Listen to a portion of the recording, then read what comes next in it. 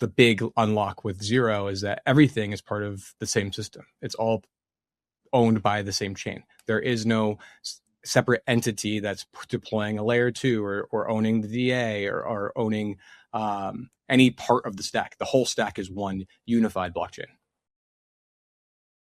Nothing said on Empire is a recommendation to buy or sell any investments or products. This podcast is for informational purposes only, and the views expressed by anyone on the show are solely their opinions, not financial advice or necessarily the views of Blockworks. Our hosts, guests, and the Blockworks team may hold positions in the companies, funds, or projects discussed.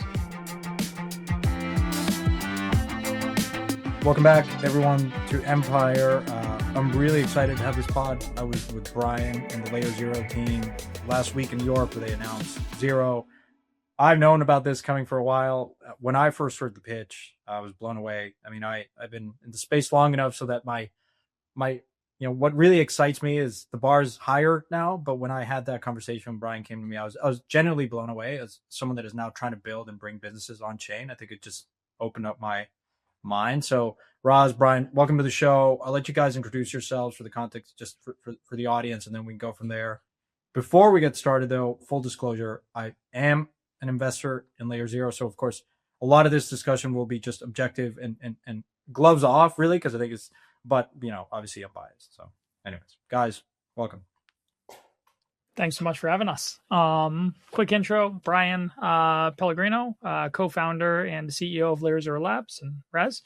Yeah, I'm Raz, co-founder and CTO of LayerZero Labs. Awesome. Well, guys, why don't we just get started? I mean, you announced Zero last week. I think the reception of that was pretty amazing. I was in the room. We were with Citadels of the world, your existing investors, which is probably the most non-crypto set of investors, Sequoia and PayPal and a bunch of other folks. Give us the origin story and the thesis behind building Zero. What was the initial conception and what was going into Zero? What gap did you see focusing on in the messaging layer that you said, okay, we need to build the more foundational piece here, which is Zero. Walk us through that journey.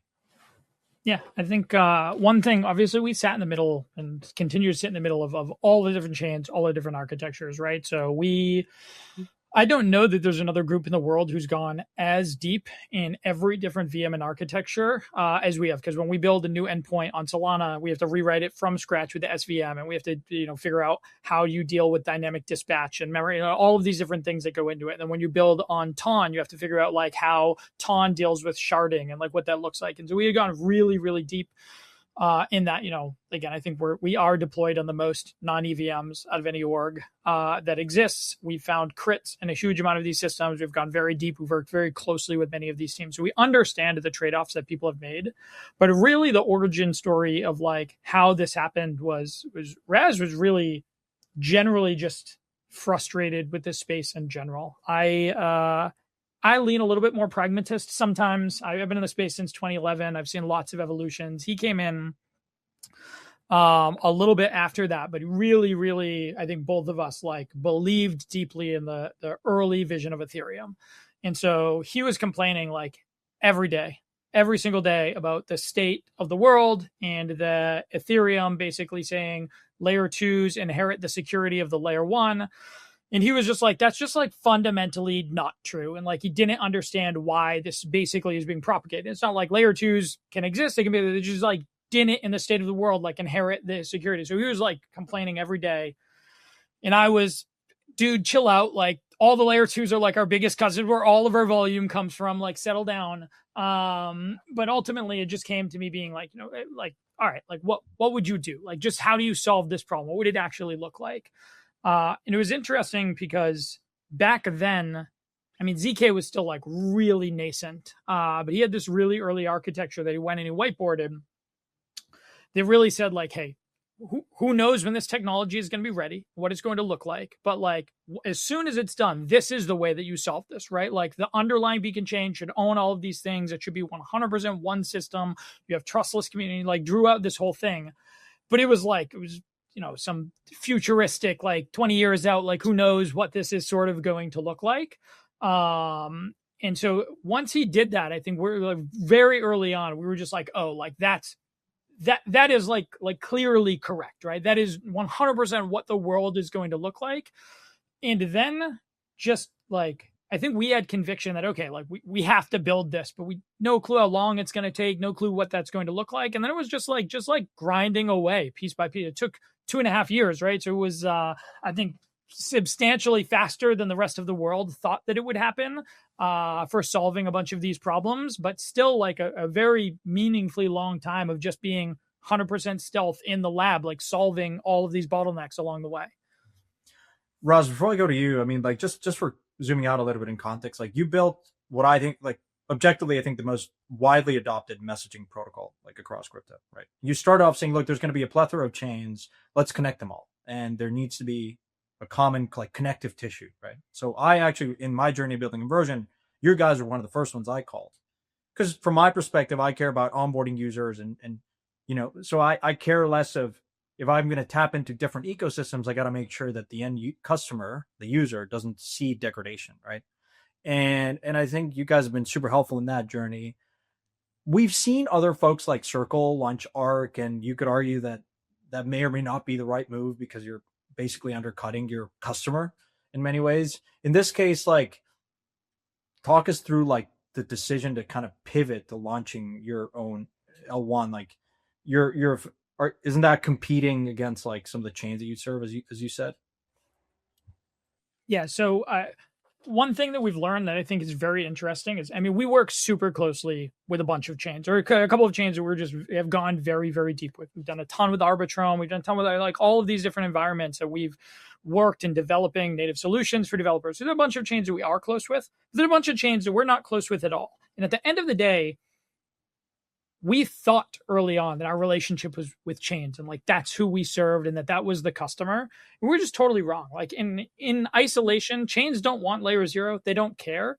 What they want are the assets, right? And so like our customers are USDT0 and WBTC and Athena and EtherFi and PYUSD from PayPal and all of these things. And ultimately what the chains want is they want the assets. They want USDT0. They want PYUSD. They want Athena. They want all of these things, right? And so what we, I think, learned over time is at the end of the day, it's fine. There are some chains even prior, they just outright don't like us that much.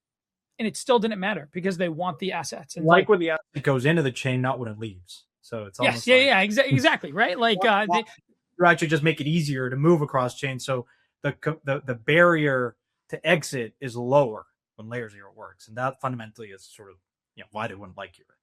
Yep. And so our customers, we've realized over the many years, is the asset issuer. Our job is to make their product as compelling and as seamless as humanly possible. That they want to drive AUM, they want to be everywhere, they want to do these things. And at the end of the day, they are the pull to the chain. So like the chains don't care about us, they want the assets. And so we just build and do what's best for the assets, and then we're going to be in the chains anyways. Yeah. I heard you say, like, when you announced Zero, that it moves the industry's roadmap forward by at least a decade. I think that's an extraordinary claim. Like, walk us through, Raz or Bryan, like walk us through, like, what is this like generational leap? Like, how does this improvement really show up? Yeah, I mean, the problem, like, I guess to go back to what you were saying with Bryan about like why are we doing this, is decentralization has become like a footnote, and now everybody's focusing on expanding in terms of how fast they could be, what kind of throughput they can do, and how cheap, right? And Ethereum was for a while going after the L2, like having other people expand and have them scale that way, right? Which was a more centralized approach. And we felt they're getting like the person who's fighting the most for decentralization has kind of put that down and said at the time and said, let's have a more centralized approach to expansion so that we can compete. And so what we realized is the only way to do that, to make to make a blockchain, I guess, competitive with Solanas and everything like that in the world, is it has to and still have those features, is we have to build, I guess, a ZK approach, right? The The only way to have it is to have these validators do less amount of work. And so this design that we drew, I guess, 2.5 years ago was like end state. Imagine we have ZK that can do unlimited scale. And if we could do that, then we can have validators that are lighter than what Ethereum has. So imagine something like smaller than a Raspberry Pi, a watch, something that's like just incredibly easy. Anybody could just pick it up and run it. And the work is not being replicated. Like that was the big unlock that we saw when we were as LayerZero. One of the things Bryan left out is like seeing all these other chains and seeing what was wrong with them. We also saw what was special about ZK, which was elimination of replication, where you could generate this proof. One big actor could build a proof, and then everybody else would not have to replicate that work. And like that's the expensive part of a blockchain. And so if we could remove that, like that's Solana's problem. That's every blockchain's same problem over and over and over again. So if you remove the replication, there's other bottlenecks still. And so we went through and solved all of them. We listed them out and said, okay, this is where every part of the stack is broken, right? There's a storage problem with MPT. There is a scheduling problem within the VM. So how do you parallelize all the transactions? There is a network problem where how you disperse all this data and still retrieve it verifiably. And then obviously the ZK problem. So we limited to those 4 issues that exist. And we solved all of them beyond our wildest dreams. Like our original goal was, let's make something as fast as Solana. So we're like 2,000 TPS, 2,000 to 4,000 TPS, and as decentralized as Ethereum. So something that can actually compete and with the principles we cared about. And then when we did QMDB, we just blew that away. We're like 2 million TPS, like we could achieve now. That was like, well, that's a new benchmark. Let's try to, if we can do 2 million TPS, if the bottleneck now for storage is 2 million TPS, that's the ceiling, then what can we do with everything else? Like, let's just start shooting for that instead of 2K TPS. So then we go after it's just the scheduling. And FAFO, we were able to do 1.1 million TPS on EVM and even 2 million TPS if it wasn't an EVM. And so then just keep walking down that with that new goal of, okay. Just to be clear, at the time of FAFO, like common wisdom that was like the EVM is slow, right? Like the EVM is just the EVM is the thing. It's slow. It's like, that's the problem. The EVM itself, that's why you need SVM. That's why you need move. That's why you need these other approaches, because the EVM is just inherently bloated. It's bad. It's slow. And so this was like proving 1 million TPS on a single node with all of the overhead of the EVM. So that alone was like a very massive breakthrough. Sorry, go on. Yeah. So, and then the ZK side, we thought it wasn't there yet, but we thought everybody in the world is working on ZK. There's like 15 ZK teams. We're just going to evaluate them all, pick one off the shelf, plug it in. We solve these other things. We're good to go. And then we realized they're actually trying to solve Ethereum's problems, which is like 15 TPS. And the goal is for them is drive price down, not become high throughput and do as much as TPS as possible there.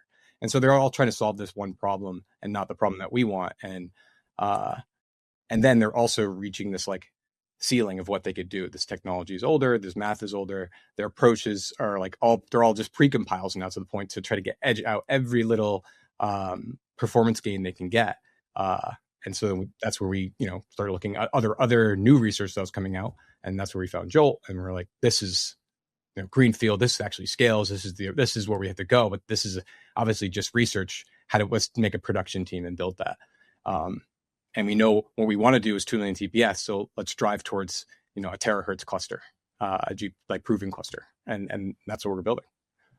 Before we go to your four proprietary systems like QMBD, FAFO, SVID, and Jolt, I want to just go back to, like, say you're a TradFi allocator coming in and say, you talk about what is this heterogeneous architecture, right? I think most people would understand, like, there's always a trade-off. And in crypto, we've talked about the scalability trilemma of it. Whether you believe it to be true or not in today's world, different story. But you've kept hearing that. So if you're like put yourself in the seat of a TradFi allocator who's like never used a blockchain but cares about performance, why does, like, I guess, separating execution from verification matter? So there's two things. I want Raz to give like a slightly more technical side of this, but I want to just double back on you. You had asked, well, why does this bring the industry forward 10 years? And we started diving into the specifics. I want to be very clear there. Like, ultimately, Ethereum laid out a lean Ethereum roadmap, and they said 2035 they hope to hit sort of 10,000 transactions per second and like 10 megabytes per second of throughput, right? And so that was like the goal for 2035, right? And so when you look at the Zero side, and again, the reason is all of the rest of the world, and that's one of the benefits of being able to start from scratch, is just go back to first principles. The core insight was assume ZK is solved, which nobody thought at the time. Everyone's taking ZK and they're retrofitting it to existing systems. And how do I use this? Go back to the start of the world. ZK is solved. What do you do? And what you do is ultimately this. And then once you do that, that's where, so now instead of, now you're at 10 gigabytes per second and millions of transactions per second. So, when you're talking about the performance trade-off, right? Most blockchains, the bottleneck is twofold. There's two real constraints in a blockchain. One is that if you have a million nodes, every single node in the network has to download all of the transactions and run the same computation, right? So if your node is a MacBook, you can only do as much compute as that MacBook can do. In all 1 million MacBooks, download all of the transactions and they all run the compute. So you have a huge inefficiency factor. You're doing this computation a million times more expensive to do a simple set of instructions. And then the second thing is once you start to scale up the transactions per second, you really get bottlenecked by bandwidth. And so like actually being able to download all of the data and transactions from a lot of transactions per second, a lot of throughput, becomes like you can't pipe it over the internet, right? You actually can't do it. And so this is like Solana is rolling their own fiber. You have LayerZero. You have like all of these things to try to solve for that. So if you want maximum decentralization and you want all the nodes there, you have a huge replication factor and you're bound by the weakest link, right? So your smallest node in the network, if you want the person to be able to be home staking, that is the most powerful the network will ever be because that person needs to be able to download everything and run the computation. Or you scale up the transactions per second, you get bottlenecked by the internet. So Zero does two things. And before we go into the breakthroughs, one is it still has this beacon chain. And so if you think about most blockchains, there's this chain that runs. And again, they all do the work and they all download all of the transactions. ZK is really all ZK is, for the most part, is compression. That's like one of the largest unlocks. And so now you have the ability to say, if you have Ethereum and you have a bunch of validators on beacon chain, they're just fully saturated. They're doing as much as they can possibly do of data that's coming down from the EVM and just running these transactions. They're at absolute capacity. Now with ZK, you compress all of the compute, and with SVID and ZK, you compress all of the data. And so now you go from like the pipe being totally full to the pipe being like almost nothing, right? You can support so much more above. And that really is like the really big unlock. So what is the trade-off? The trade-off is you still have all these really light nodes. They can be even lighter now because they're not at capacity. They don't need to do this. So you can actually be much more decentralized. But if you were going to run just that chain and they were going to run like every blockchain, they would be constrained. You'd be constrained at 20, 50, some small number of transactions per second because these are like Raspberry Pis, they're little MacBooks, they're nothing. What Zero does, and that's why we describe as a heterogeneous architecture, is allow you to have really big nodes. We call them block producers that can do a lot of the really heavy lifting, right? And so they can run. This is like the servers that run NICE today. Anybody can run these systems. They're large, they're sequencer level. They take much more stake, but permissionless. Anybody can run them, and they can do all of the work, and they can do millions of transactions per second. And then they just generate the proof, and all that the verifiers need in the network is a transaction commitment, a slice of the data, in the proof, right? And so then they can validate it, and then they do everything just like it would be in a normal network. And so if you had no block producers, this would look like a normal blockchain in many ways in terms of the constraints. The whole point is you get to have these really big nodes or like these two tiers of nodes. And Ethereum does this a little way, right? There's proposer builder separation. The nodes who actually build the blocks and the searchers and everything, those are like way bigger and larger and much more computationally heavy than like the tiny nodes that run the network. This is just taken to the absolute extreme. And again, they had a vision for this kind of 10 years out. But that vision is really only because you're retrofitting the system to about 10K transactions per second and about 10 megabytes per second. So this is just taking it to the absolute extreme, saying rebuild the whole thing from first principles. And this is what a system will look like 50 years from now. Let's solve the way to it. So. I'm curious on that. Like, as I was hearing you say that, someone might say, wait a minute, I've heard this idea before. This idea of like having every node do the same work. Other people have tried to do it before. The forcing full replication is like something a lot of people moved away a long time ago. Where do you diverge in like versus like someone else like EigenDA? Like I think they use like a Razor code widget. Everybody's just doing a piece of the stack, right? So everybody try to modularize, and L2 just does like execution, or Eigen's just doing DA. We built the whole solution, the whole stack that works together, right? As a single blockchain. It is what I think closer to what Lean Ethereum wants to be in their like 5 to 10 year roadmap. Obviously with the far less throughput and all of that, but that we built the whole system, and we built it, like Bryan said, from first principles, and built it at the questioning every decision we make is like, does this need to be here? Does this not be here? And so we've made like even our validators, they're just validating blocks, verifying the state transitions with the proof. They're not like any of the logic for like how votes and all that stuff actually happens in its own zone. So we've made it so light that they don't do almost anything. Which allows us to have multiple zones that are like 2 million TPS if we want, many, which is crazy. Just Raz, talk about though, like very specifically, like a system built on a different DA, right? You have a DA layer, you're rolling up to Celestia, you're rolling up to like some other DA. Like, what is the difference between between Zero and being a holistic system? That modular style, right? You don't inherit. There's no secure. Those validators of Eigen or Celestia don't secure anything, right? They're a place that you can point to and look at your data, but you don't. It's not a holistic system. Just like an L2 doesn't inherit the security of the layer 1. It's a sovereign blockchain that kind of posts its data there. The DA has no requirement to do to secure your data or do anything. Like they are not going to be slashed by your network for doing something malicious to you. They're an external resource.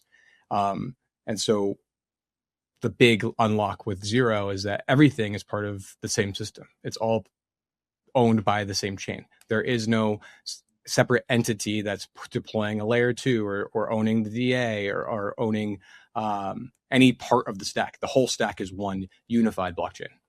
I want to go back to this TPS. You guys, I think, went out saying, hey, we can achieve 2 million TPS, which is massive. To put it in perspective, Ethereum does 20 to 30. You said 15 earlier. Solana does, 3,000 TPS. What's the asterisk here? Like, is that like theoretical across all zones, per zone, under what conditions? Because I think crypto as a whole, not to discount that, of course, but I think it's reasonably normal to assume, like, be skeptical when someone says everyone can manufacture TPS in a vacuum. It all comes with certain conditions. I'm curious what those are, if any, in your case. Yeah. So there's two sides, right? There's like, what can you actually scale to? Where does the system break? Cost overall. And then the other side is there actual demand, right? Being like scalable to 2 million TPS. It doesn't mean you're going to provision at 2 million TPS in terms of like prover networks and all of these things that you're doing it, because you're just like wasting a ton of resources if the network has 100K TPS, right? So the point is that the system itself can scale to many millions of transactions per second, where like Ethereum layer 1 like can never scale, right? Solana is not going to do. Again, this is why they're struggling at the bandwidth layer. There's just a bunch of constraints on the actual network. This network, the pipe, has become so large that you can easily now have the capacity up to millions of transactions per second, but you have to actually be able to fill in the other side. And that's why we've talked a bunch about this. This is why we've aligned with a bunch of the partners we have. This is why we're doing the things that we're doing. It's not enough in 2026 to like just build the technology. Nobody cares about just like an incremental, and not that this is incremental at all, but there's so many incremental layer 1s, and it's just like, it doesn't matter. The demand is what matters. And one of the driving forces for us is that, again, almost 15 plus years now, right? 2011 forward for me. For that entire time, crypto has been a pool of capital that sits over here, sometimes very big, up to trillions of dollars, and the rest of the world has lived over here, and they have never intersected. You've had exchanges and a couple other things that allow people to go back and forth. But for the first time ever in the last kind of 18 months, you are having like a real convergence of these two systems. And what happened is we're very happy in this land to be at like 1,000 TPS, 2,000 TPS. Like, we've done it. The systems are cheap. You're paying a penny per transaction, or maybe 50 cents per transaction, or whatever the number is.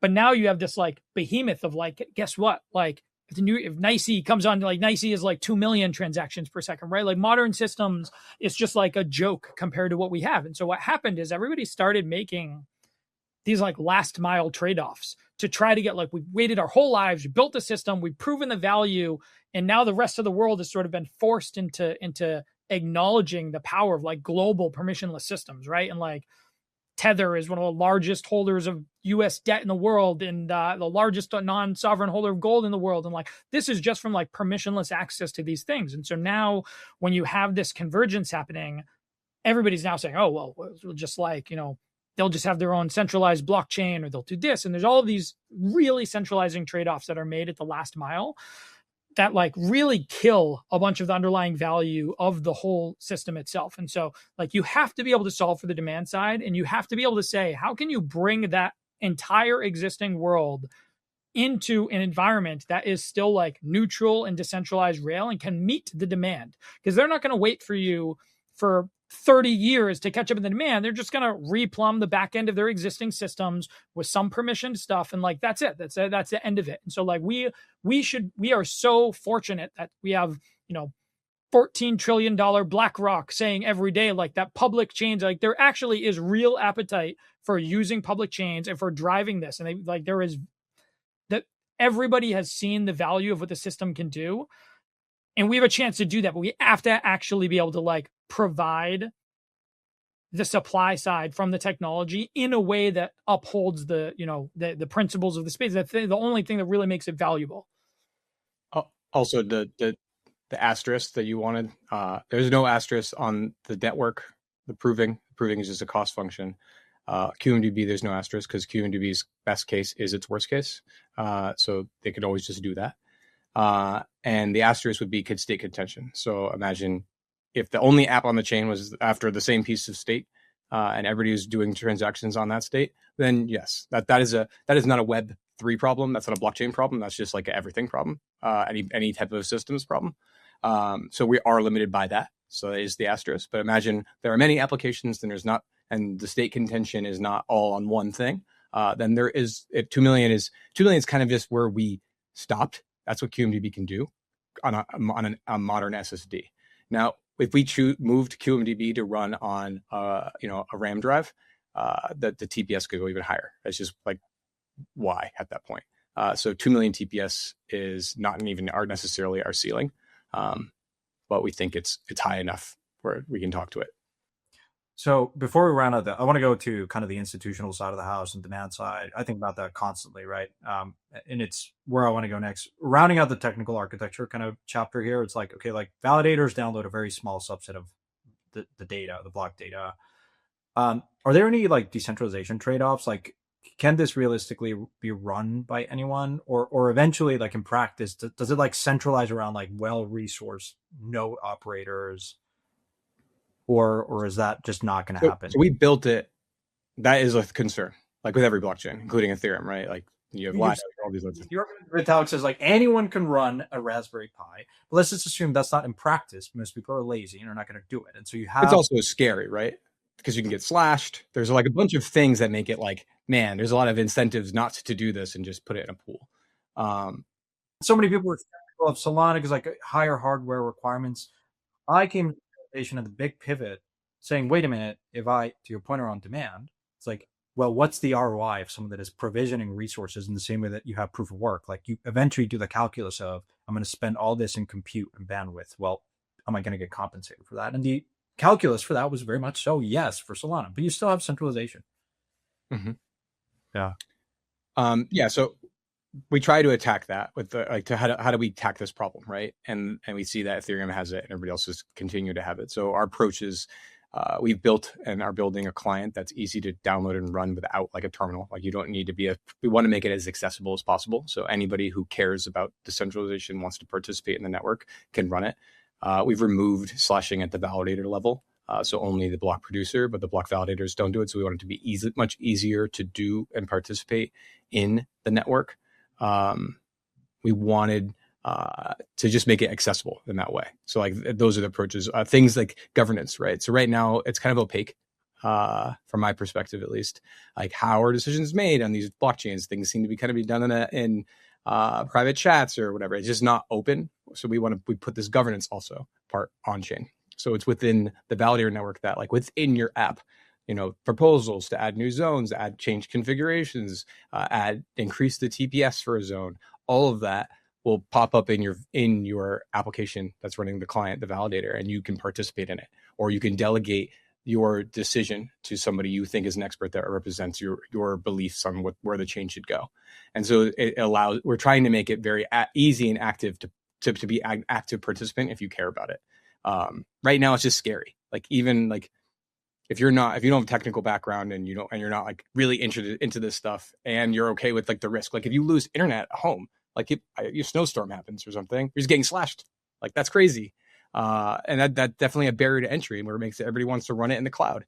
And running in the cloud puts you guys use outages and stuff like that. Yeah, right? It's brutal. And so there's two sides. One is extremely anybody will be able to run a verifier. Like, the goal of the beacon chain, the goal of validators is to be hundreds of thousands to millions, right? As small as possible, super accessible, anybody can run. And then when you talk about Solana, like big node requirements, much more limiting factor in terms of who can actually run them, who can afford to run them, etc. That will be 100% the case for block producers, right? You're just going to need bigger servers, so you're going to have a smaller set of block producers, but all the block producers do is boost, right? They cannot affect the security of the underlying chain. They cannot censor the beacon chain. They cannot do anything. Like, the beacon chain is the chain of the thing itself. These are just providing a boost to the network by creating this transactional throughput and generating the proof down and doing that, right? So you will have a smaller set of these big nodes. But the whole point is, imagine you can have these big nodes in Solana, and then you can still have a 1 million node decentralized network that actually is like moving the state of the chain forward. And so that's the delta. That is why we call it a heterogeneous network. That is the unlock, is that you can have a lot of the work put off. But everything, just like you said, proof of work backs out to cost of energy. Everything is going to back. There has to be economic incentive, because it is so cheap to run the chain, because you can do millions of transactions per second at a fraction of the cost of you would do it with every node doing this in a traditional sort of full replication setup. The economics are just much easier. They make much more sense than they do in most structures. Coinbase crypto-backed loans powered by Morpho empower users to borrow up to $5 million using Bitcoin or $1 million using ETH as collateral. Loans originate in seconds with no additional credit checks and competitive rates, typically between 4 to 8%. Use USDC for down payments, debt refinancing, unexpected bills, and more.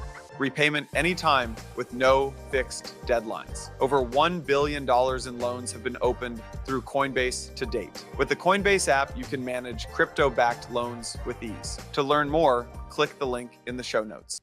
As always, investments in blockchain technology involve risk, terms, and conditions apply. The Blockworks Digital Asset Summit is back in New York, March 24th through 26th. We'll have top speakers from leading asset managers, financial institutions, DeFi protocols, crypto companies, and policymakers, all under one roof. Think BlackRock, Coinbase, Robinhood, and more. Follow the link in today's show notes to buy tickets, and make sure to use code EMPIRE200 for $200 off at checkout. When I first heard it, and look, I don't pretend to be technical, but when I first came to crypto, zero knowledge proofs even explain in sort of layman's terms, like Zoko, I heard him describe it, and it was early investment in Zcash. It's very fascinating. We're at a time in crypto where I guess a lot of people would say you've heard people say, look, the innovation between Solana and Ethereum was very much 0 to 1. And then Solana, you had other like parallelization, and you had Zui's a number of other different protocols with similar architectures, and Monad. But you could argue it was very marginal relative to what perhaps Solana like innovated versus Ethereum layer 1. I think if Vitalik were to start Ethereum today, he would very much use kind of similar to your architecture, like Solana's architecture, or some variation thereof. But it's pretty interesting to see you guys say, wait a minute, let's just forget about what Solana and some of these other high throughput blockchains say. We don't accept the premise that we figured out and solved innovation on the as an L1, and let's just build it with some open source stuff, right? I think you used like a couple of different systems. I think Jolt was, I think that was the AC's team was very involved in that. I want to make it more of a discussion, not so much on the technicality of these systems, but more on what does this mean for a space that obviously is open source, and you guys are building something pretty unique here. Like, how do you think about the defensibility and moats of the system that you're building? Yeah, I think there's two. I mean, I think one thing is we're pretty fortunate in that.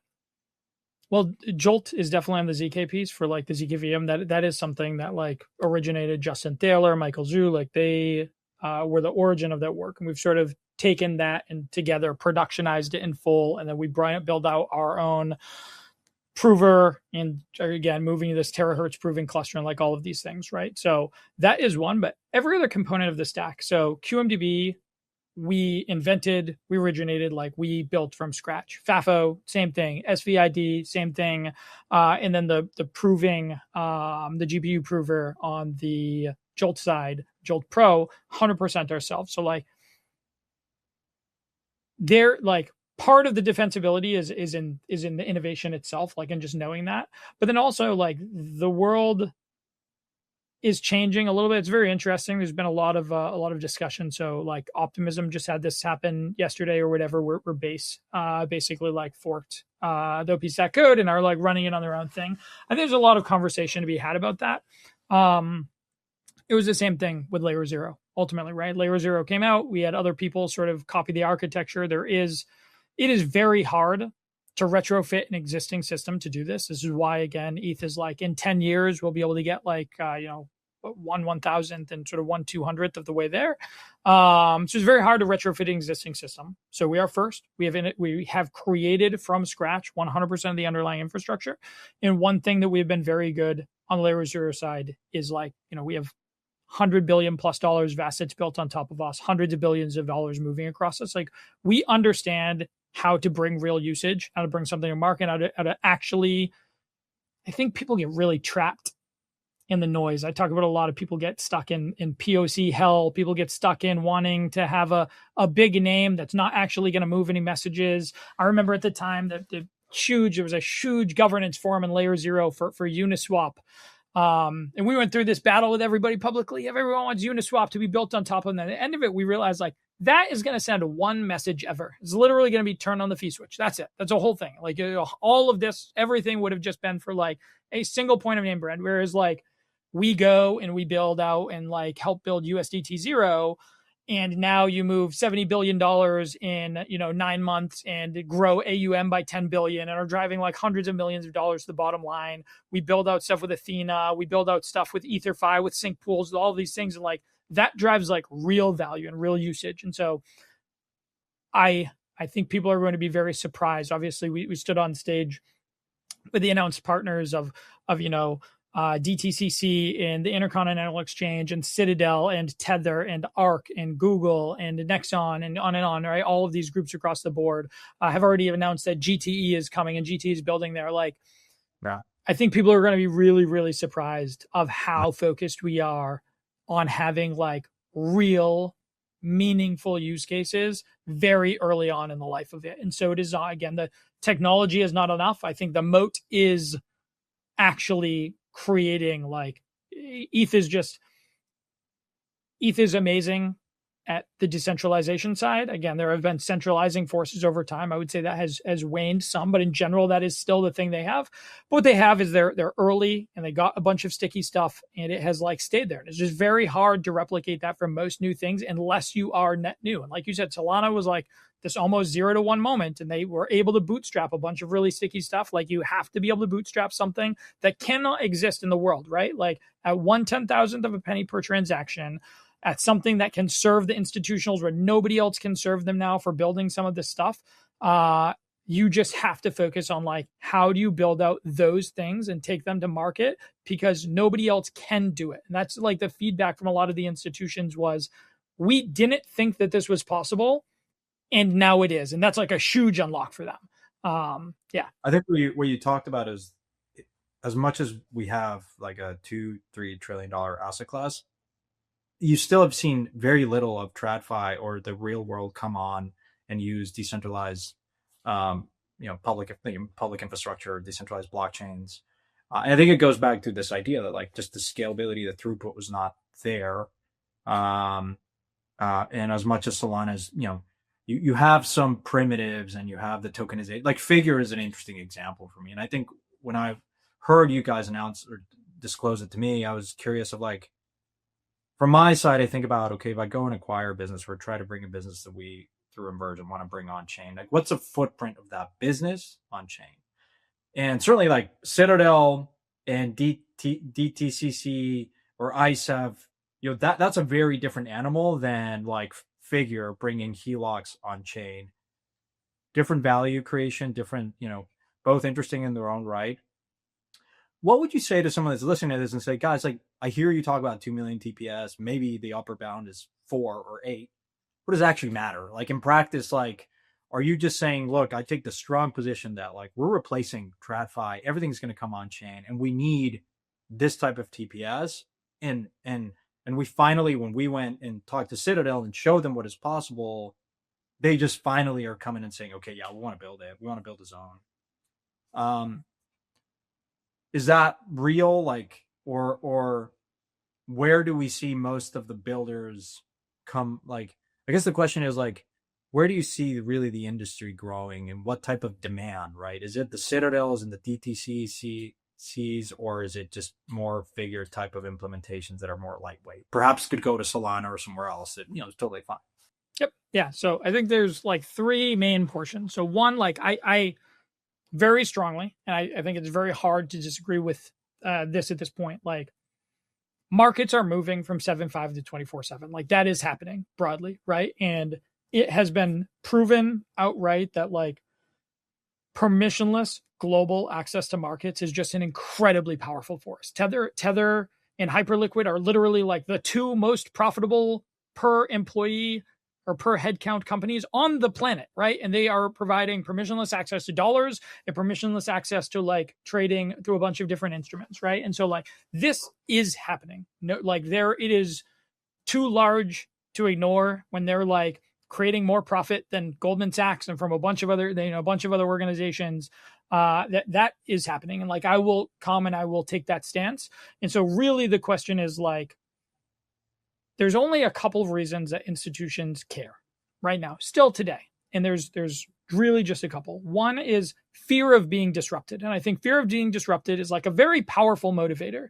And it's not always like a pure fear. Sometimes,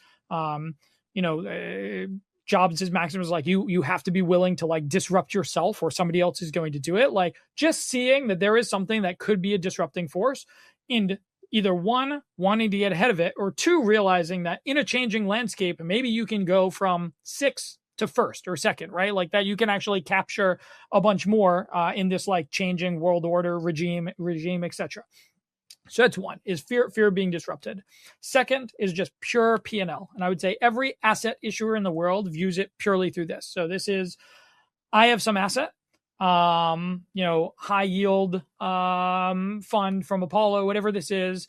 And like crypto as a whole, just as a pool of capital, is bigger than like all of high yield credit. I think high yield credit's like $1.5 trillion or something. Like crypto is bigger than that in general. Like to be able to launch a BUIDL or one of these things and have like billions to tens of billions of dollars of inflow is like extremely attractive, right? So asset issuers just want AUM. They're AUM driven beasts. That's all they care. It's just P&L, and they view it largely as distribution. And then you now have the banks behind them. So the merchant banks and all of these other banks who do services for these groups, who say, hey, I want to be able to provide our asset issuers, our customers, a way to issue their asset. They want to have it out there. They want to chase the AUM. We need to create a structure to do that. And so you have a lot of these huge institutions who are saying, we must have a strategy for this, for giving distribution to our customers, because we risk losing our customers, right? And then I think the third is this sort of like appetite of, we want to own what the next chapter is. So if the world is moving to global permissionless markets in 24/7 markets, and they're trading across all asset classes and all of that, I want to be like front and center in owning that. So there's sort of a race of who is going to be the one who tokenizes all of the equities and provides trading rails for that? Who is going to be the one who establishes the end platform for where all of these things trades and what it looks like? Stable coins have been in this, death fight for a very long time. There's just like the incentive is far, far too massive. And like that's not lost on organizations. Tether making $10 to $15 billion a year is just like not going to be ignored. And then seeing what like the rest of the world's markets actually look like. And so I view those as the three major drivers. All of the institutions that we talk to are driven for the most part by one of those three things. But I think the general thing that I was told forever is like institutions like this they move so slow. It's like multi-year sales cycle. Like everyone is so slow. It's so hard to do anything. And like we started talking to groups not that long ago. Like people moved heaven and earth to be like involved here because they are driven by one of these forces and are moving way faster than people think. And like, that's not to say immediately on day one, you're going to see 100% of all of these businesses on chain, but like they are like very, very actively pursuing out of self-interest what that looks like. Yeah. I mean, look, businesses are rational economic beings, and Citadel is certainly one of the smartest guys in the room. And so they see an opportunity to run markets 24/7, 365. I mean, I just saw a note. They paid like $1 billion to get retail flow. Like they'll move if the money is there. If they can all of a sudden, imagine what a market 24/7, 365 does. Like, yeah, certainly there's like after hours and there are Asia markets, but like increasing 2 days of the week is not trivial. I mean, shit, there's a lot of value that I think the human brain can't comprehend, like exponential concepts. This is very much one of them. And it's like, you basically expand, what is that? 30%, you could theoretically have 30% just more active days in the year, trading days. And then that on top of that, the assets that are come on and the composability of that and this new primitives, it's just let alone like that is a huge component. But now you're talking about like we just barely got T+2 to T+1, and that was like a massive imagine going from like T+1 to like real-time net settlement, right? Like people have no concept as like what that actually means and what that unlocks from like a capital perspective for every single institute, for all of these things. The knock-on effects of some of them are unbelievably large, and people just like don't understand the real, again, rational. This is not nobody is benevolent. They're not doing it because they love permissionless systems and they're like decentralization max. There are like our people in these orgs who actually care and like do care about decentralized systems and like actually care about that, but they are purely in general acting as out of self-interest, something that's better for their business, something that's better for their customers. And you just like, you cannot ignore the effects of what that will actually do. Yeah. I want to go to like, I think you said, look, we're not going to launch until later this year in the fall. I'm curious, like take us into the future, but before we go there, I mean, I do want to underscore, like when I made an investment in you guys, I'm not technical enough, but I do make bets on teams. And I think you guys, in my estimation, have grown to like what is 150, 160 plus team. What was interesting that I've heard from you, Max, and others in the team is like you kind of forced everyone to be in the office, like in Vancouver. Sorry about for OPSEC reasons, but in Canada. And now I think you have a satellite office in New York. And I was talking to Michelle and the event and stuff. But I want to like take a breather on the technical and like on Zero and just kind of focus on that, because I think about it constantly at building inversion, but also I think it was very opinionated. And from what I've heard in engineers is you have very little turnover. I think you hire exceptionally well, and your acceptance rate, similar to Ramp, is very, very low. So I've relied on you guys as I want to bring in a few engineers, but yeah, well, like walk us through that. Like I'd be very curious. I think other folks would benefit from hearing like how opinionated you guys have been on that front. Yeah, I will say Raz has been the driver of a lot of that, which is like amazing. It's been he's been the strong force. But we were 100% remote when we were early on. We were 7 people. We went and we sort of all lived in the Bahamas for 5 months, and we grew from 7 to 25 together, and we shipped more in that couple of months than we ever could have done. And when we left that group, these are 25 people from all over the world, everywhere.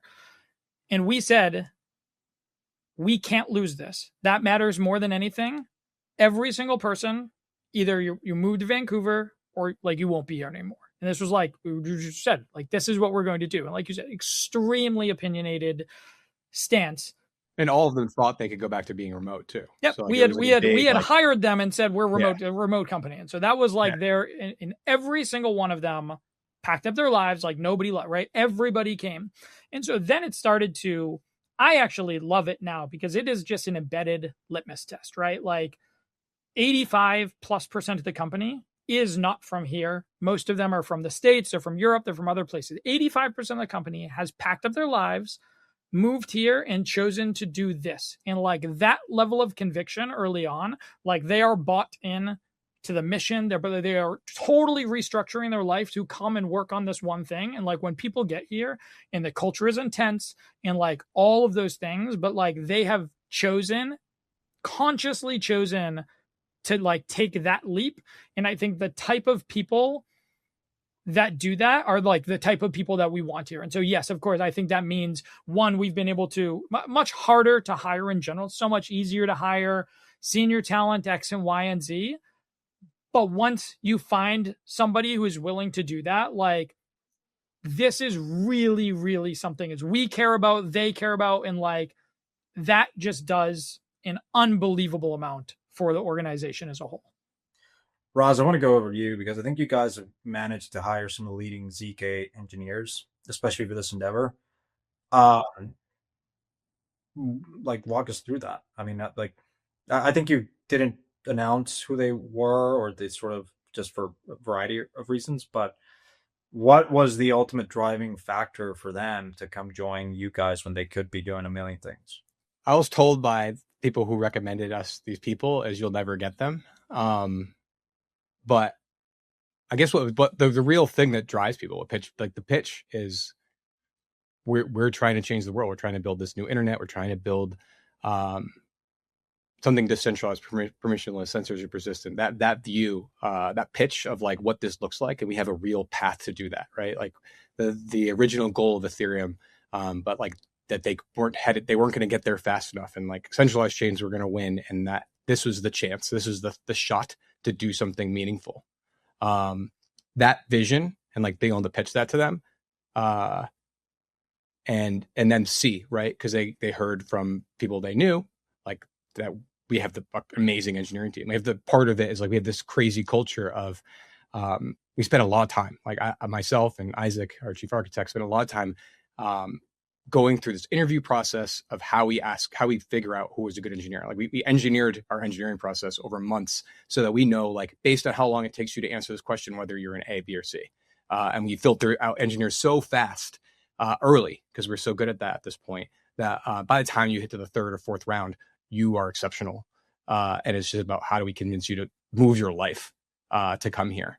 And we'll bring them here and show them what it's like. But like people who are exceptional and like great at something want to be around other people who are great at something, right? You don't want to be the guy carrying everything. You want to be like surrounded by people who are better than you. And that's what you hear constantly is like we bring in A's and they're like, oh my God, I'm gonna be here. And they don't know they love it, but it is a shock for them. And then they tell their other A friends, like, you got to come here. Like this is like lightning in a bottle. And so yeah, it's been like referrals internally of like engineers saying, hey, I'm bringing in people I worked with. Because I think that's a good hire, right? Yeah. So every A you get, they bring in like a few other A's and it kind of just goes out, right? Not all A's know each other. A lot of them are like lone wolves too, where because if you think about it, most companies are built around like a few A's and then B's that surround them. The A's are carrying it, right? So they don't know too many other A's, but the ones that do, we bring them. And one thing that's really helpful too is we've gotten a chance to work with a bunch of like really, really brilliant academics and people on the other side, and like they have gotten so bought in and have like formed this relationship over time where like every incredible like 1 out of X PhD who's coming out of their labs or wrapping up their like almost all of them come and talk to us very early on in that life cycle. And that's because we've pulled people out of there. I think our research team, at one point, I think we were like 13 people with 14 PhDs. You know, it was just like we were just pulling in all of these brilliant people from all of these different labs, from Stanford, from all over the world. And I think that too, while some of them like didn't know each other directly, like they were bound by like the leading expert in this thing is saying like, this is the group that you like. If this is something you care, if you care about ZK, if you care about this, like this is the group you want to go sort of work with. And that has been a really strong driving factor as well, is like having that stamp of approval from these people who sort of like everybody are looking up to as they navigate that. Yeah. It's interesting that I heard it from when I was like looking at a layer, like Zcash early on. It's like there's like a handful of cryptographers, and everyone knows who they are, but like they really understand this tech. Like you can count them with two hands at most. They all kind of operated in their own silo. They're at Stanford and then they're in Germany. Like, is what you've done just kind of centralize that and put everyone in one room and align towards this objective? To your point, everyone in person or just collaborating more closely. And I guess someone could say there's been plenty of examples in crypto where people raise a bunch of money and just run like a research lab and they don't really put stuff in a production. I mean, God knows the Ethereum Foundation spent a lot of money, but for a variety of reasons hasn't really, it's just constrained, right? Because they're first, and I guess if they were to rebuild it from scratch, you guys just found yourself in a position to re-architect it from first principles and use a lot of stuff out there. We had an objective. We knew what we were going to build. Yeah. It's not enough to just be a researcher here. You have to be both researcher and engineer. Like there is no pure research position. Every single one of our incredible researchers are writing code. Everybody must be both. It is only people at the intersection of the two. So yeah, I mean, very opinionated, very, very focused on what we're looking for on that side. But yes, I said the other day, actually, one of the ETH ZK researchers reached out like, hey, in this podcast, you said you've assembled the best ZK team in the world. And I was like, yeah, like I am extremely, extremely confident in that statement. And like, I will plant the flag and I will say that. And I said, but it doesn't matter. Like it's on us to prove that statement. And we have until the fall, and we're going to publish everything along the way. And like, there is zero doubt in my mind that this is the single best collection of ZK talent on the planet. And that's like a very bold statement. And I rarely make like pretty absolutes. Extremely confident in that statement. As an aside, I want to get back to just kind of the later this year, what happens, and just tying it all together. I'm curious, AI. Like, how are you internalizing AI in the organization? How are your engineers like using it? Like, does that influence who you hire and for what? But walk us through that. It's something I think about constantly, and I think others as well. So different parts of the organization use it more frequently than others. We're not where I want to be, but we will be in terms of how we're using it. But it is amplified, especially our best engineers and our best people. They were 10x and then add another 10x there, where the things that they finish in a day, it's like, what the but besides that, it's trying to have that trickle down to every single engineer. I think some people in general, and generally veteran engineers are like, I know better and I don't need to depend on it. But I think that's just that's not where things are going. Like everybody needs to be using it, and they need to be more of a conductor than like the person who's writing everything. And being better at prompting and having multiple agents working on things and reviewing, and like not just because like you can have AI do everything for you and they'll just create junk. You actually have to verify that stuff is incredibly good and tweak it and give it feedback and iterate with it to make great work. Yeah. I mean, obviously Raz and I, we spent a bunch of our prior life in AI on like counterfactual regret minimization, published with Noam Brown, did all of this. So it's very interesting to see the application side. My intuition was that it would raise the floor across the organization, and you'd say raise the floor 50% or whatever, and every engineer will get better. I think it has raised the floor some, but like Raz says, it is actually the ceiling on the absolute best engineers, like night and day difference. Like I remember when Isaac was really diving into ZK. And Isaac is like, he's brilliant. He's unbelievable. He's incredible at a bunch of different fields, but like really new to ZK. He said, listen, as I'm diving in like early side of Jolt, like this would take me 3 years working side by side with Justin Thaler every single day to be able to do this. And in 3 months, like just with relentless AI and sort of how he is diving into this, he then found like 6 errors in a 90-page math theory. You know, like he's the speed that he is able to grow and the speed that a bunch of our best engineers have been able to grow is just like night and day. We had incredible researchers who are churning out progress on the GPU side or on other side on like actual in production that like never would have happened before. So again, I think the best, it has elevated a ton and we've seen a huge progress, but across the org, it is something you just have to, is changing constantly, and you have to like get as much as humanly possible out of it. So we always want to do more. Yeah, I definitely agree with that. I was thinking about that. Like you've always seen like the 10x engineer, like it's even Steve Jobs to say like the difference between a B engineer and an A engineer is like definitely not linear. Like you get like, you know, a 10x output. I think with AI, you have even more discrepancy where the 10x engineer is doing 100x output, but the 1.5 engineer maybe does 5. And it really comes down to like, do you have field knowledge? Do you have like the ability to architect and think in the system? And like, I think what you guys, from what I'm hearing, just everything I've heard is you kind of envision the end state and work backwards and have used not just your team, but tools like AI to just really drive towards that, which is really impressive. Would you say like did in the building of Zero, if you were operating a couple of years back, I guess without AI, like, do you think you would have been able to get to where you are in the speed and the quality, or did AI not come into? It was the most helpful in the ZK ramp up. So like studying and becoming like really good at ZK ourselves so we can evaluate all the ZK VMs and come to the conclusion that Jolt was best and become really great at Jolt. That was like the supercharging part. But it wasn't really like impactful on QDB or any of the other stuff. Like that stuff was happening kind of all that. It was really just probably the last 6 months. It probably had a big impact on how fast we can get the GPU tuned and all that other stuff. And maybe when I think I heard you guys pitch it to me once, it was like, do you think that you guys are able to see the future more than others because you come at it from, to your point, Bryan, you said earlier, which is from your standpoint, building LayerZero as this cross-chain communication layer, you kind of saw the limitations of some of the other chains and came to the conclusion, okay, if we were to build one, we have to build it. We understand who our customer is, and this is how we would build it.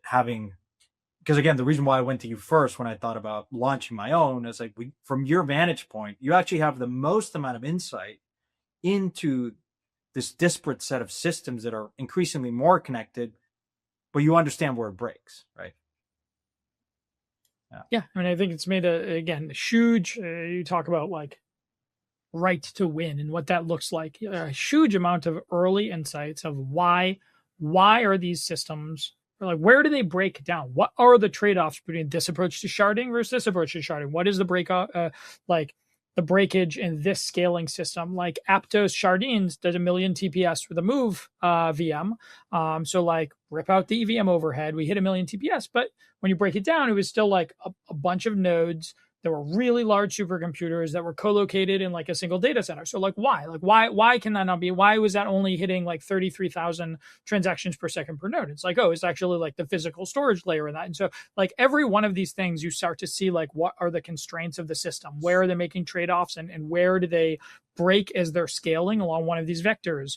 And again, one of the first realizations outside of the core insight of like ZK being the unlock for like the completely new architecture was like, hey, it is actually like the physical storage layer. And then you start to rethink that layer. And it's like, okay, well, actually like why do you need tries? Like why is that the thing, right? Like why do we need MPT? Why do we need to base this on, you know, hardware that was like 15 years ago when everybody has SSDs now? And like, then you get to like, of course it's a log-based database. And like, of course this like solves all of the things. And so part of it is seeing what is the constraining factor of many other systems. And then part of it is just being willing to say, I think people are so mean, I love, again, I've spent 15 years of my life here, so it's like hard to neg the space a little bit, but for the most part, like a lot of the people here for a very long time were sort of like the rejects, or like people who like didn't make it, and other, it wasn't like the best and brightest in the entire world. Maybe it was like the most principled, or the people who cared a lot about this thing, but it wasn't like the best engineers on the planet from every other discipline, because crypto has always had this like sort of bad aura over it around different ways. It's not always been super cool to work on unless you were like chasing money in some way. And so I think there was just like a huge amount of hero worship on just the way that these things were done, like must be the right way, or like, of course, because like this thing has MPT, we must have MPT, even though they're trying to transition to Verkle, and then seeing now new approaches like QMDB. Like there's just so many decisions that people were not willing to rethink, either because rebuilding the whole thing was too difficult, or because like people don't get past that, like that is the way it's done. And so that's like a fixed requirement. And I think like questioning the requirements matters a lot. Culturally, it's from Bryan and I from the beginning have always just, we don't trust experts and we challenge each other on everything. So we're always just like, why is that the right approach? Which has served us well in the company. Why? Just basically on end. Yeah, no, so we do to each other, and we just argue and get to ground truth. And like that's part of QMDB gets solved, right? It's like, why do we need MPT? Is there a vibe? Is this like a vibe property that you have to have it, the order matter or anything like that? Like we start going through all of these questions and realize, oh, there's no reason for MPT. Like that is just because they did it before, and everybody just thinks that's how you're supposed to do it in the future. But we came to that every step of the way is why? Why is that the approach? Can we do something different? Yeah. It's important to put it in context. Like I feel like it's important. Like I always tell my team, look, if you're going to have a strong opinion, fine, just document it. Like, and if you want to change your mind, right? Because I think a lot of times in the crypto, like you've seen this like tribalism, this diehard loyalty because you made money with a particular token. And I think it just is it's very weird to see someone come into the space with intellectual curiosity and that curve just degrades over time for a variety of reasons. Where if you truly understand the space, we're still very, very early. So it's sort of like the worst assumption you can make is that we've solved it all, or that you've like stayed constant to like a particular set of parameters because they've worked to some extent. But the reality is, to your point, Bryan, like the work hasn't really begun yet. Like we haven't really brought on the real institutions or the real workflows on chain. So anyways, pretty amazing. I think like just to kind of wrap up the towards like closing out the discussion, I do want to bring it back to, I think you mentioned launching 3 zones, right? And one of them was an EVM, the other was privacy payments, and then the last one was trading. Kind of walk us like high level, like these 3. Interesting on the privacy side. I just go, how is this compliant? Because we've seen iterations of this not be compliant. And so anyways, if you could just spend a moment talk about these 3 zones and what that looks like. Yep. Yeah, I think we just view crypto really a bunch of different things you can do.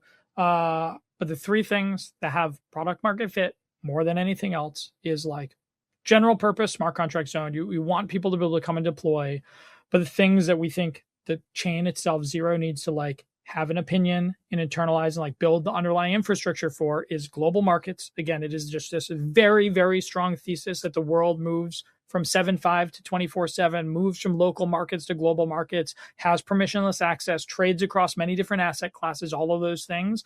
And then payments. And obviously payments, we did $138 billion last year across LayerZero. At one point, I think in November, we did $38 billion, which was like 5.5 times Western Union, 2.5 times Wise, like what literally moving more assets than some of the largest payments companies on the entire planet. And so like that is just something that we know extremely well. We have the partners around, like we have these things. And it's just like, how do you, if you believe, and I think like you talked about opinionated. I think it's very important to be opinionated. I think there's like only a couple of things that we are super opinionated on. We are super opinionated on the fact that markets are moving in this direction. Like that shift is happening. There is a move from traditional markets to these global permissionless markets. Payments, again, you need these, especially now. Like this has been so hyper accelerated from like agentic stuff. Like the difference between paying 30 cents per transaction and like 1/10,000th of a penny per transaction is like a very, very, you're talking like many, many orders of magnitude and what that can actually like look like. And even that, when we talk to some of our like large payment partners, they're like, listen, long term, we don't even think like, doesn't matter, 2 million TPS, 10 million TPS, like it won't actually matter. Like you have to actually like side channel a bunch of there's like a bunch of optimizations you even need to do past that to present like the long tail scale that is going to require. So like our stake in the ground is that you must, like, the world is changing in this way and we are going to build for that. The things that are invariants for us is like permissionless, decentralized, censorship resistant, like care very deeply. And I will come across in all of the code and all of the way that the systems are built. So those are like the invariants for how you build. And then you talk about the privacy side, like, yeah, it is a sort of like, you need, in order to bring any of this institutional stuff on chain, you need to be able to have some form of privacy. Like you must. It is a like hard requirement for a bunch of this stuff, whether it's corporate payments, well, it's anything. And obviously we believe from like a fundamental human right, like people should have a right to privacy anyway. So it is like tricky and nuanced into like what the end state of that looks like. But there is like both a clear requirement from needing to bring the markets over, and then also just like a clear imperative broadly. And Balaji talks about this a lot, is like ZK being the counter to all things AI, and sort of like what AI exposes, like ZK gives you back from a bunch of these things. And so I think that is a interesting decision point that we have not talked a lot about publicly yet, that we certainly will closer to launch, but there is a whole very nuanced conversation around that side. Yeah. I would argue that's whether people are public or not, but I think that's one of the reasons that is holding back a lot of institutions from coming on chain. It's like, hey, I don't want my competitor to look at, and it's a real thing. And I think it's weird that we've come to a state of the world where requiring privacy is seen as a red flag of doing something nefarious or obfuscating, when the reality is privacy is just a right to be private and be left in peace, and the beauty is that technology allows it to be, have a semblance of privacy where you can be compliant. I think like other iterations of it didn't require it. And there's like little issues, like Monero was like a laundry mat that you put all the coins and it would just like shake it enough so that you could take out the coins back. But there's ways that you could it wasn't truly private. And then you had Zcash in the early days where you'd say, hey, you could shield your transaction, but it wasn't by default. And whenever something's not by default, then, if only 2% of the network shields, and you can always kind of bring it back. And anytime you shielded something, you'd get a call from the IRS or the government. But I think, and then there's Tornado and other instances, but I do think that one of the things that most people don't appreciate is that you can have privacy and you can be regulatorily compliant. Like we've had that for a while now. Like you could go back to Coinbase and say, hey, here's actually like, you can open up the door if it's required by regulators or just to be compliant, but you could be private by default. And I think that's one of the areas that excites me the most, candidly, just having like a truly private payments network that is high throughput. It doesn't have a lot of the bottlenecks or limitations that historical privacy focused chains have had, but it's good. It's exciting to see you guys do that. Hopefully maybe at a later time we can talk more about that as it gets closer to launch. Definitely. What else, guys? I mean, I think we've covered a lot of ground, hopefully useful for just people that are less technical, but I do think we've done a good job just going through some of the breakthroughs here that are important to recognize. I think the fact that Citadel, some of these larger institutions are building zones is very instructive. And I don't think this is like death by 1,000 pilots. I think it's very real. What is, walk us through, like, what do the next 12, 18 months look like from here? You've announced Zero last week with very good partners. What does the future look like here? Yeah. I mean, I think the last 10 days, how many days have been? 9 days. Like I've spoken to many of the, we were even internally 24 people out of, 165 were even aware of this until like right before the launch. So just like extreme stealth. There's probably 8 or 9 external conversations that we had. And so post that, I've had conversations with like a huge number of the largest institutions on the planet. We've had conversations with like a huge number of the largest sort of like current crypto DeFi protocols, asset issuers, etc. Right. So interest has been like incredible. Our only focus right now is launch. Like again, there is technology alone doesn't matter. You have to be able to do both things, and you have to be able to pull this all together, and you have to be able to like generate real economic value and utility. Like that is the only thing that matters. And so our only focus is how do we build the systems in these zones to the spec that sort of allows for that. Like how do we actually get in all of the utility and all of the value to make it maximally useful for the broadest number of use cases, and to be able to deliver value. Same thing we've done with LayerZero, same thing we've done in the past. And so like we're just laser focused when it comes to the zero side. Obviously on LayerZero, we're still doing all of the things we've been doing, but just laser focused on that. And so, what you should expect to see from us is for a launch to not just be like, here's a chain, hope people use it, right? It is like real things, partners, usage, like all of it. Like we're very focused on solving both sides of the equation. Yeah, that's good to see. If, for instance, someone like us, we're focused on the other side of the demand, right? Like making businesses more efficient with this tech. We've talked a lot about like, for me, it's like, okay, I've historically thought that I could buy this type of business because that's sort of the limitation, which is still like a massive universe of companies that similar to Figure you could bring on board on chain with the existing tech and feel pretty good over the next 5 years that, it can absorb that. And you and I have talked about that at length of like, okay, there's a lot of wood to chop, even with existing tech. But then it begs the question, okay, what else could we be buying? Because these zones allow for just something quite more powerful. How do you, as a builder, like, what does this mean for other chains? Like, of course you built the messaging protocol for other chains, but do you take the position that, look, this is the dominant architecture, like everything eventually just doesn't get as much scale and therefore everyone just should build zones? Or is there still a place for other chains to exist that are application specific or just something else? Raz, you want to go? Sure. I mean, without crushing your... I think no, yeah, I'm not trying to crush them. I think like long term, this is the approach that everything will kind of go towards. Like, there's just no reason to have replication of this compute everywhere. I think that a lot of the chains will probably have to wait to see the ZK mature, right? We're getting our stuff formally verified. They'll need to see that stuff be in the wild long enough because they have a lot riding on their current approach. But I think like this is, like we say, it's the last blockchain. It's the last blockchain architecture for sure. This is where things are going. Like, how do you compete on price when you're spending 10,000 times more on compute than we are, just because you're duplicating it, right? It doesn't make any sense. And so I think like they'll go this way. Understand that. So I think about it like the printing press. Like before the printing press, you had a block and then you had to copy that. Like the assembly line was super inefficient. And then you had the printing press. And then so the proliferation of books just kind of did that. Yeah. And anyways, when I hear you say that, that's how I internalize it in my lizard brain. It's like, okay, you basically... It's a good analogy. Yeah.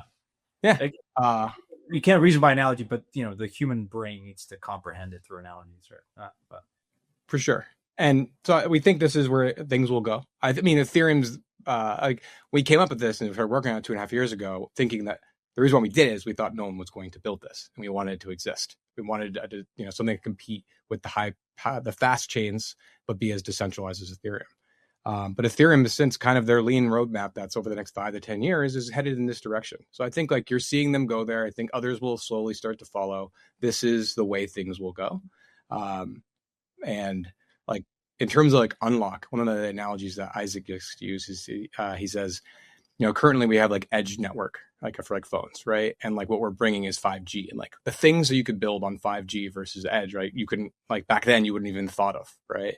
And so if we just put out 5G phones when everybody had edge, people like I can't tell you what's going to be there, but we've unlocked something that couldn't have been done before, right? You could like viably put things that aren't finance related, things that you want to be decentralized. You could put a new DNS there, a new internet, like the whole internet could run off of something that's decentralized and not controlled by the state or some actor, right? A single actor.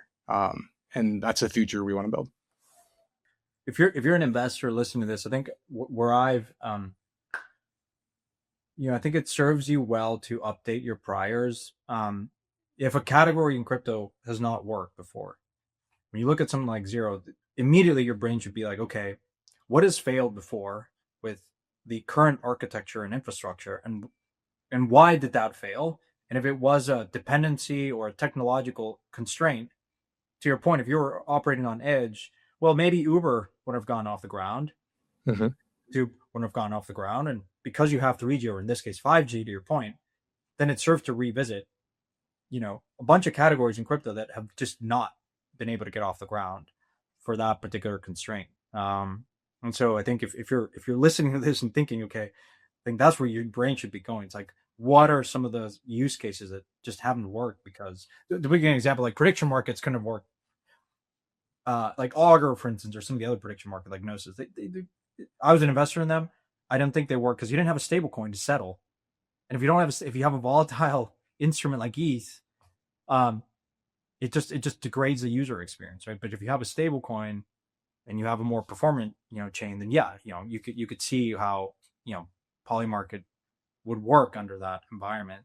Do you guys have an opinion on beyond like these three zones of the type of maybe financial workflows or type of market that really gets off the ground when you go to this like 24/7, 365? Like, is it just what exists in Wall Street, like on steroids, or are there new primitives, markets, or type of instruments that get off the ground that like more of the what Chris Dixon talks about, like skeuomorphic? Okay, like we understand that, but like what are the non-skeuomorphic things that I think you will we'll be able to see in Zero? Just kind of, if you guys have an opinion on that.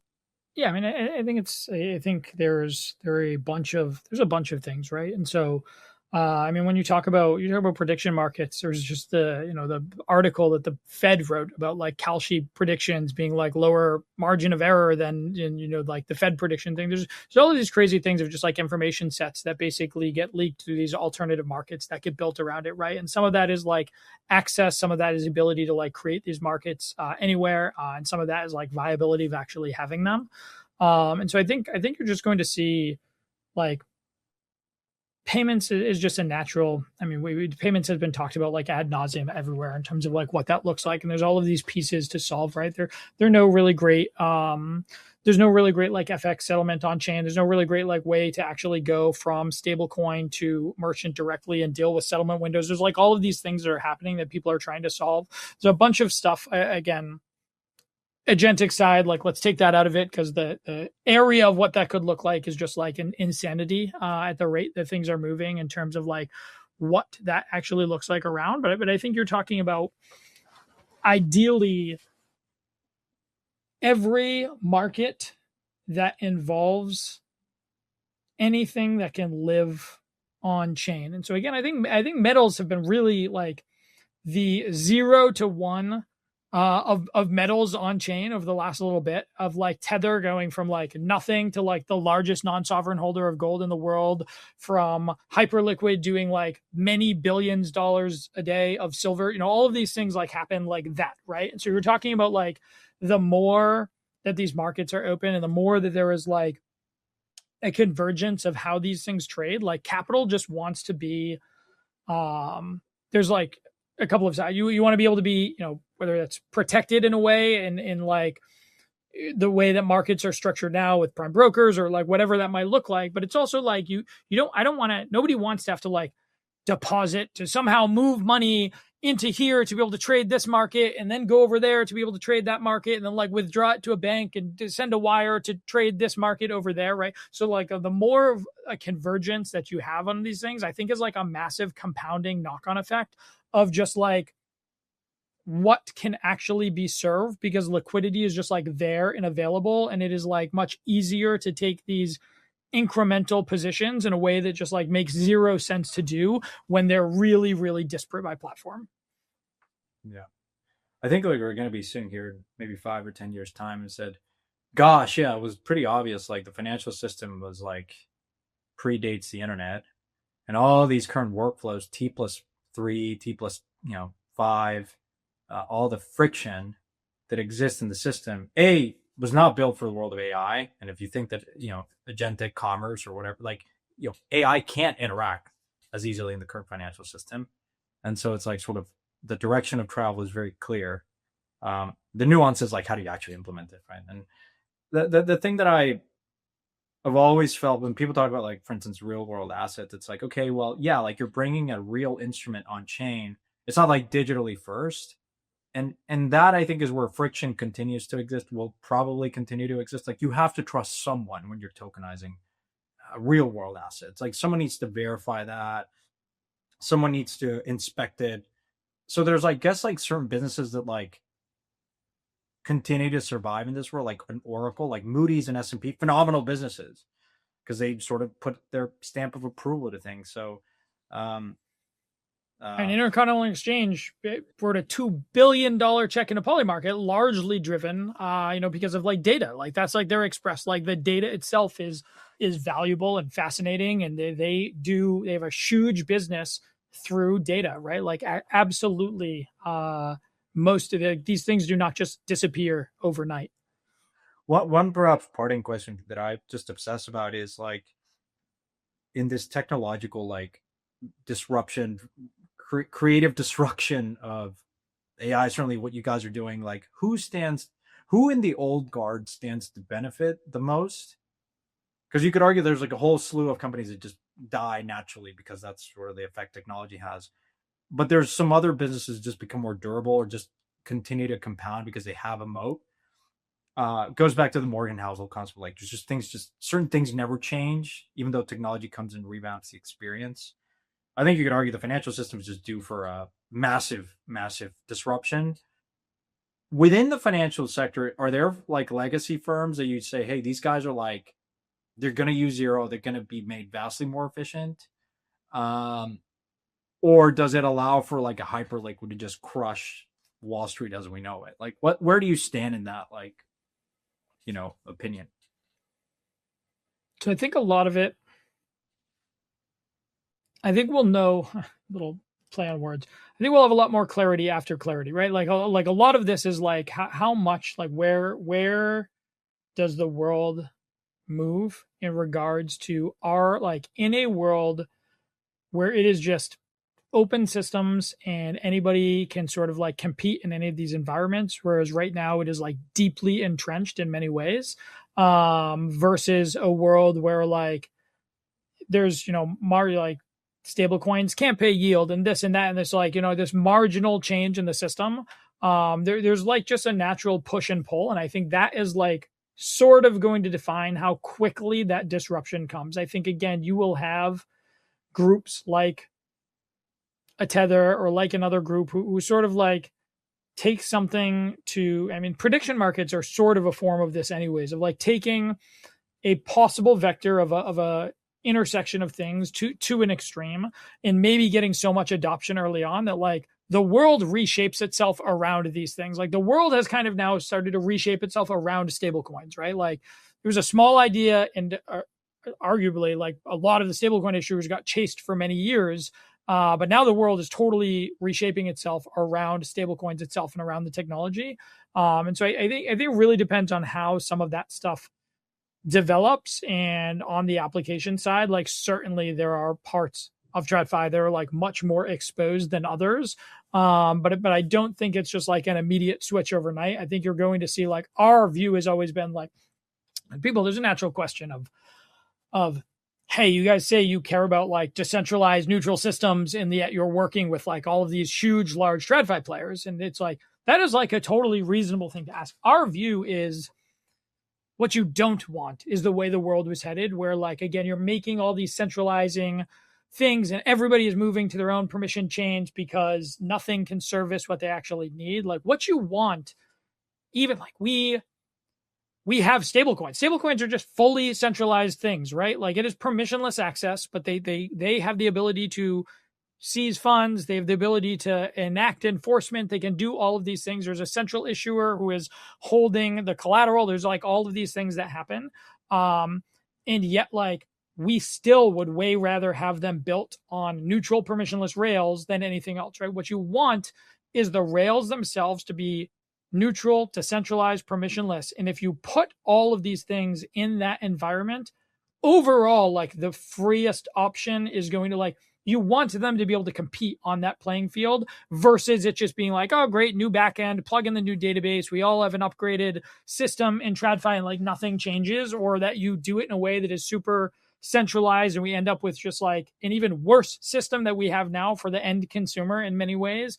Slightly more efficient for the banks. Their P&L goes up, but like everything else is worse. You want to have something that is as credibly neutral as the internet itself, that has this multi-jurisdictional decentralization, that has a censorship, that has these things built in. If someone builds a centralized system on top of that, like that's totally fine. That's actually so much of a better outcome than a centralized system like existing in a vacuum, because the adjacency to those rails and the natural competitive forces that are going to happen there are going to drive disruption and are going to drive better systems and like more embedded value and long term. So like we should fight at all costs to keep the rails as free as possible.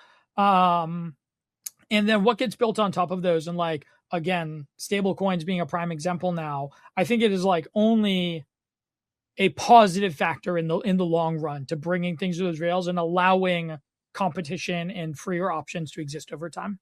Yeah, I think that's incredibly well said. Like, and that's some point that is constantly lost in the space, which is let's decentralize everything. And you're like, well, no, because a stable coin, like, technology is incredibly centralizing force. And I think in many ways, what you guys have done here with Zero is a reset to introducing not only credible neutrality, decentralization, but also throughput in the execution layer. Because to your point, like a lot of people were saying, I'm interacting in Ethereum. It's like, no, you're interacting in a layer 2 that doesn't have fraud proofs, that introduces way more security. You're better off not working within crypto because you have a bunch of degradation the minute you go to a decentralized system. So the question is, when you're moving billions of dollars, yes, it matters to have a credible execution environment. And the biggest bottleneck has been just the execution. Like, you just couldn't have. But I'm incredibly excited and fired up what you guys are doing. I think, people are going to want to have a dollar. You're trusting the U.S. government and their ability to service that. And then you're trusting a counterparty like Circle and their auditor to make sure that that represents dollars in the bank account. It's like turtles all the way down.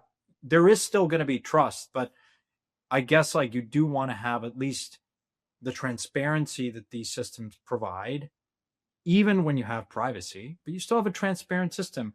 So I guess a lot of times, we've been in this space long enough, and I think people get lost when they want to be perfect in the execution. It's like, no, a marginal improvement is still a marginal improvement. And this is a really big marginal improvement. Because anyone that comes from TradFi, you could tell them, hey, imagine a system where you have perfectly auditable collateral 24/7, 365. Wouldn't that be a wonderful financial system? Wouldn't you have avoided the global financial crisis in many ways? Wouldn't you at least be able to price risk better in real time? Move money faster? Like, that's like, again, I think like people are just lost in that, and that don't really, to your point, I think a lot of people that came into crypto didn't come from TradFi initially and just build in a vacuum of like, look, the technology is really cool. Zero knowledge proofs is amazing. Like, it's hard problems to solve. You're going to attract A players like you guys have done, but they lack the practicality of saying, okay, what does it actually mean in practice, and trying to build for a perfect state. And you never do that. But I think what you guys have built here is, I'm really fired up. I think most people are going to be surprised that in a year or two, you're going to see this amount of volume, this amount of traction. But, you're always going to be discounted, right? So I was like, oh, these pilots, how many times have we seen these financial institutions, from Facebook and others announce these partnerships?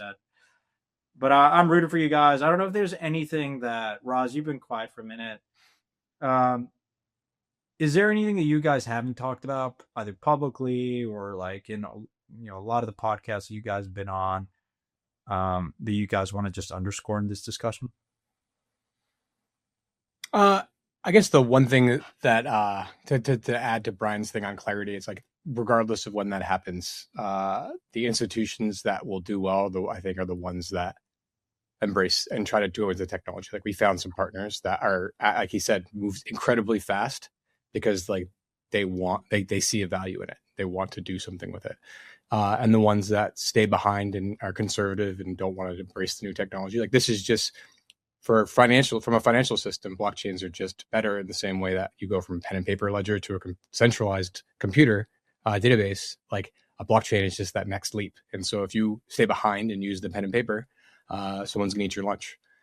So it was incredible to have to work with those teams and see them be so excited about it. And like, they're clearly leaders in each of their respective fields, and being like bought in and wanting to do something means I think that they're going to be a formidable force to the other existing like DeFi applications and all that, because they're taking it seriously. And the ones that don't will be left behind. No. Bryan, anything else to add? No, I think this has been great. I liked it's. We say a lot. It's not enough. This is what we say internally all the time. Like we talked about, we built LayerZero. Like nobody knew who we were. Zero adoption, zero anything. We had to grind our way from 0 market share to 80+% market share to hundreds of $1 billion. All of these things, and we did it by really focusing on just like not POCs, not marketing announcements, nothing. Find the people who actually want to build something and decide what you can build together to meaningfully make their business better. And those things that we've done with those people have generated the huge bulk of our business today, right? The huge bulk of the value.